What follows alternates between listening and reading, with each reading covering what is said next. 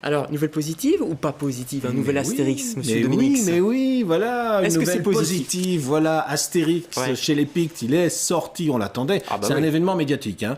Alors, 5 millions d'exemplaires qui sortent, c'est l'un des plus beaux tirages qui existent en bande dessinée.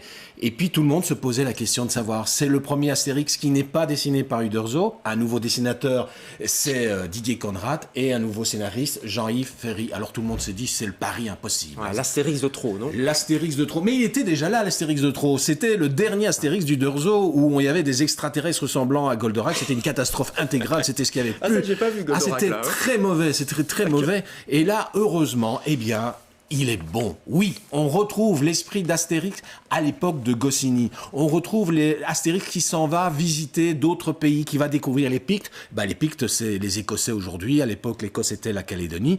Et on il retrouve... n'avait pas encore été en Écosse, alors, Astérix. Il n'avait pas encore été en Écosse. Il avait été voir les Bretons, mais il n'avait pas été voir c'est plus loin, les Écossais. Voilà, c'est un peu plus loin.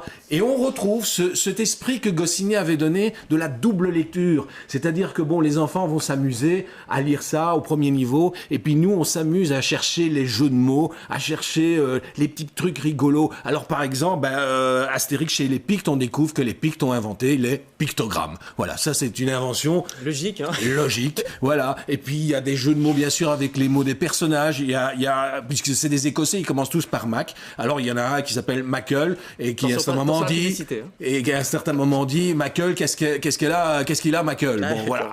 Et donc on peut s'amuser véritablement à aller chercher les petites choses comme du bon vieux temps de Goscinny. Donc l'esprit de Goscinny est encore là? Je pense que l'esprit de Goscinny a été retrouvé parce que Uderzo était un très mauvais scénariste, un bon dessinateur mais un très mauvais scénariste.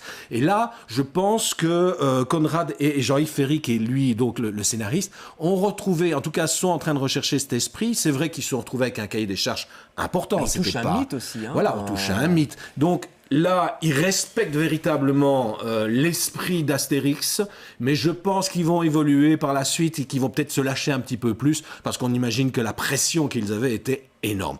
Mais donc, c'est une réussite. Moi, il y avait très longtemps que j'avais plus ri en lisant les derniers albums d'Astérix, et ça m'est arrivé en rédaction. On s'est sans doute posé la question de savoir ce qui m'arrivait. Ah, vous riez en rédaction, vous? Ça m'arrive de rire en rédaction, mais seulement en lisant Astérix.